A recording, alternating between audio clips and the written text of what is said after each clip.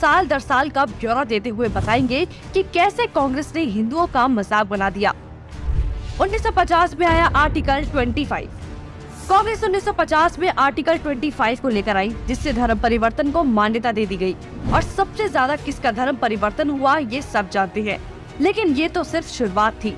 नेहरू 1950 में आर्टिकल 28 लेकर आए और हिंदुओं से धार्मिक शिक्षा का हक छीन लिया। लेकिन आर्टिकल 30 के तहत अल्पसंख्यक अपनी धार्मिक शिक्षा दे सकते हैं। धार्मिक शिक्षा के बाद निशाने पर थी धार्मिक संस्थाएं। 1951 में HRCE एक्ट, 1951 में Hindu religious and charitable endowment act लेकर आए। उन्होंने कारण दिया कि बड़े मंदिरों का रखरखाव सही से हो सके, लेकिन इसकी आड़ में कब्जे कर लिए, जिसके तहत भारत में मौजूद बड़े बड़े मंदिरों का प्रबंध सरकार ने अपने हाथों में ले लिया और मनमाने ढंग से इनकी संपत्ति का दुरुपयोग किया। और ये सिर्फ हिंदुओं के मंदिर पर लागू था, बाकी धर्मों या धार्मिक स्थल पर लागू नहीं था। 1956 में हिंदू कोड बिल आया। 1956 में नेहरू सरकार हिंदू कोड बिल लेकर आई, लेकिन अल्पसंख्यकों के लिए इन्होंने पर्सनल लॉ बोर्ड को बिल्कुल हाथ नहीं लगाया। मतलब एक ही है, देश में एक जाति कद संविधान कानून से और दूसरी अपने धर्म के कानून के हिसाब से, और आज भी यूनिफॉर्म सिविल कोड से कतराते हैं। कांग्रेस ने लगाई आरक्षण की आग। कांग्रेस आरक्षण लेकर आई, जिससे हिंदुओं को बांटने का काम किया गया, जिससे सबसे बड़ा नुकसान हिंदुओं को हुआ।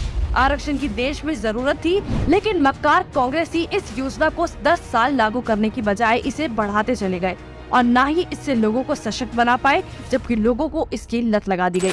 इंदिरा का कार्यकाल। साल 1976 में इमरजेंसी के दौरान ही इंदिरा ने संविधान में सेक्युलर शब्द को जबरदस्ती घुसा दिया, जिसको लेकर संसद में कोई चर्चा तक नहीं हुई। मतलब कि हिंदू बहुसंख्यक होते हुए भी भारत हिंदू देश नहीं कहलाया जा सकता, जबकि आप हमारे आसपास देखेंगे तो सभी मजहबी देश हैं, लेकिन हिंदुओं के लिए कोई देश नहीं बचा।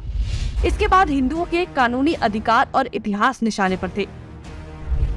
1991 में पूजा स्थल कानून।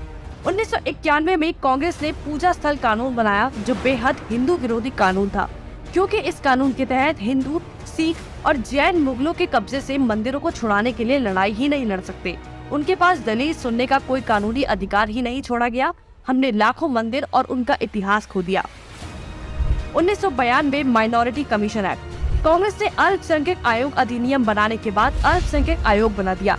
ऐसा करके कांग्रेस ने धर्म विशेष के लोगों को स्पेशल दर्जा तो दिया ही, हिंदुओं को बांट दिया, जिसके तहत सरकार की हर योजना का सबसे ज्यादा फायदा धर्म विशेष के लोगों को ही मिलता है, जिससे कांग्रेस ने सांप को भी मार दिया और लाठी को भी नहीं टूटने दिया। मतलब साफ है, हिंदुओं को भी बांट दिया और धर्म विशेष के लोगों को भी खुश कर दिया। जब देश सेकुलर बना दिया तो मेजॉरिटी और माइनॉरिटी की जरूरत ही क्या थी। 1995 में वक्फ बोर्ड कानून। 1995 में वक्फ बोर्ड कानून बनाकर कांग्रेस ने एक और महापाप किया। वक्फ बोर्ड को असीमित शक्ति दे दी गई। आज स्थिति ये है कि वक्फ बोर्ड किसी भी संपत्ति पर दावा कर दे तो कोर्ट से भी कोई मदद नहीं मिलेगी। रेलवे और रक्षा के बाद संपत्ति के मामले में वक्फ बोर्ड देश में तीसरे स्थान पर पहुंच गया है। अब सिर्फ एक आखिरी बार बचा था, वो बार था राम सेतु एफिडेविट। राम सेतु एफिडेविट बनाया। हिंदुओं ने फिर 2004 में कांग्रेस को चुन लिया, तो कांग्रेस ने इसका इनाम देते हुए राम सेतु एफिडेविट बनाया और भगवान श्री राम के अस्तित्व को ही नकार दिया और काल्पनिक बताया। आस्था और धर्म पर वार करने के बाद अब कांग्रेस ने हिंदुओं को ही बदनाम करने का प्लान बना लिया। 2009 में हिंदू आतंकवादी घोषित। 2009 में फिर से हिंदुओं ने कांग्रेस को चुना, तो उसके बदले में कांग्रेस ने हिंदुओं को ही टेरर घोषित कर दिया। कांग्रेस ने बहुत ही चालाकी से एक एक कर हिंदुओं के धर्म, अधिकारों और शिक्षा के अधिकार को छीन लिया, लेकिन हिंदू फिर भी कांग्रेस को नहीं समझ पाया।